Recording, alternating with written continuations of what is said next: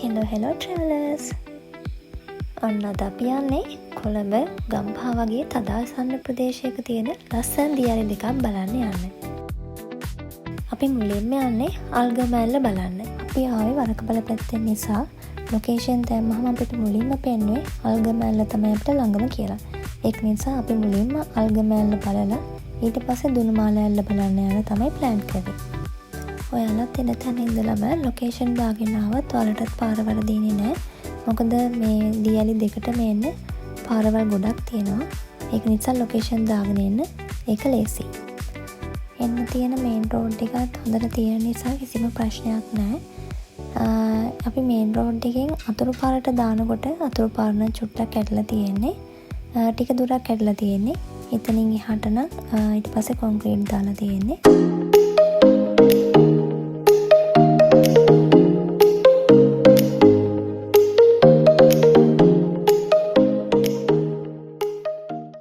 මෙතනින් වාහනයක වුණත් බයික් එක වගේ වුණත් යන්න පුළුවන් ප්‍රශ්නයක් නැහැ.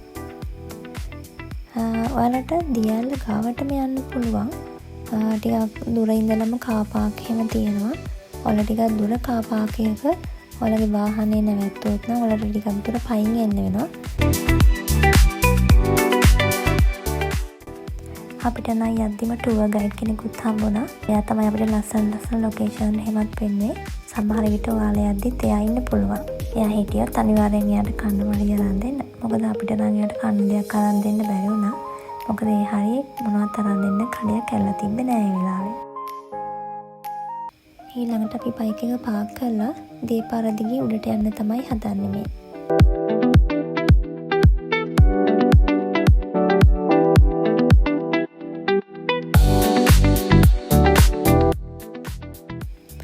ඒ හරිය තිබ්බ view එක මාරම ලස්සනයි.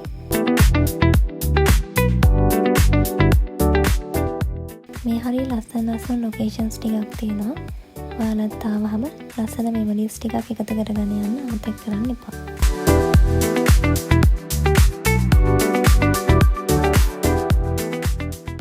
අපි ගියේ වැස්ස අඩු කාලෙක නිසා අපිට මේ දීපාර දිගේ උඩට යන්න පුළුවන් වුණා.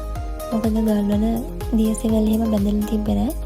හොඳට වෙරිලා තිබ්බ නිසා අපිට දීපාර දිගේ උඩට යන්න පුළුවන් වුණා.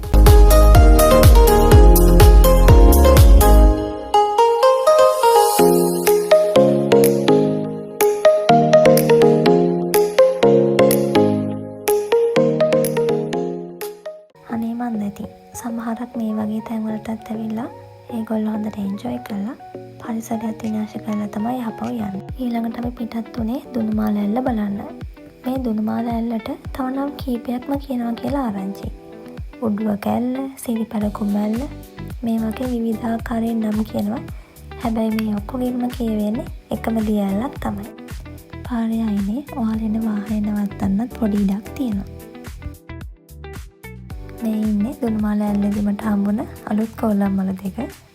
මට ඉතින් කොහෙ ගියත් අනිවාර්යයෙන්ම මේ වගේ යාළුවා හම්බෙනවාමයි.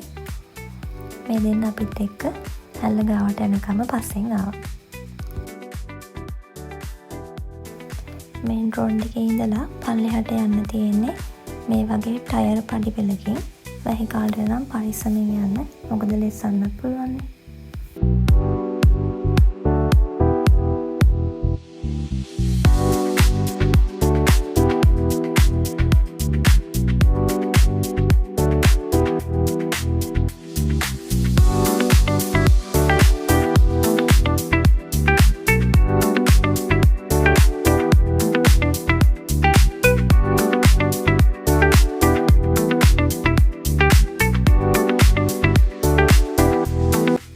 යන්න තියෙන පාර නම් ටිකක් අමාරුයි. හැබැයි අතාරින්න එපා. කොහොම හරි යන්න.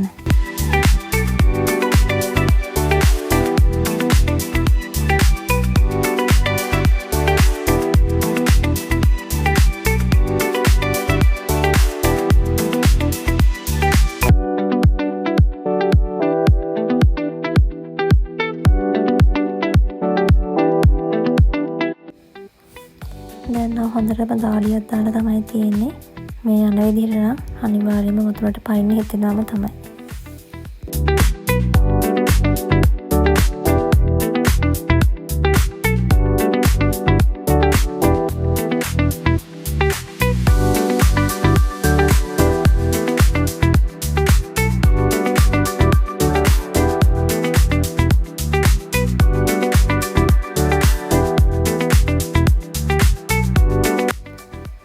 තමයි දුන්නු මාල ඇල්ල.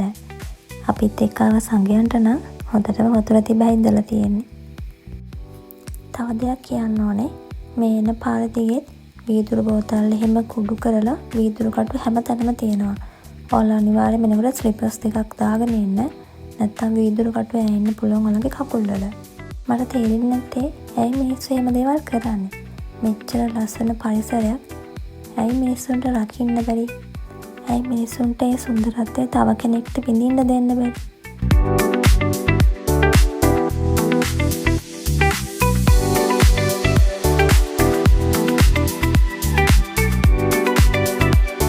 අපිත් එක්ක ආව යාළුවෝ දෙන්නට කන්න මොන හරි දෙන්නත් අපි අමතක කරේ නැහැ.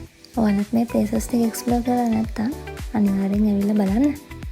එහෙනම් අදට මගේ බ්ලොග් එක මම මෙතනින් නවත්තනවා. ආයෙමත් ලස්සන ට්‍රැවල් බ්ලොග් එකකින් හම්බෙමු.